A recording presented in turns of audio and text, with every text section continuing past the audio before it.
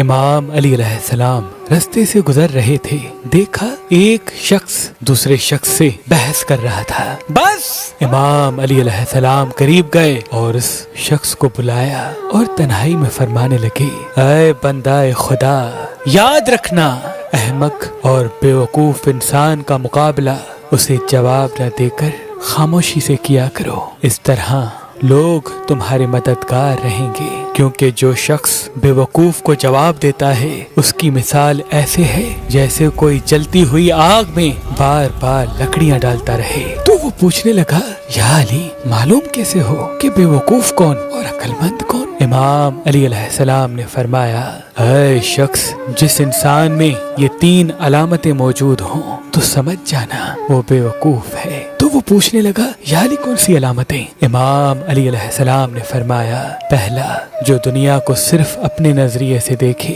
کسی دوسرے کی بات کو ترجیح نہ دیتا ہو۔ دوسرا، جو انسان بات سننے سے پہلے فوراً جواب دیتا ہو۔ اور تیسرا، جو بار بار اپنی تعریف کرنا اور اپنی تعریف سننا پسند کرتا ہو۔ اے شخص، جس انسان میں یہ 3 علامتیں ہوں تو اسے دوری اختیار کر لو، کیونکہ اس کو سمجھانا یعنی اپنی ہی تذلیل کرنا ہے، اپنی ہی تذلیل کرنا ہے۔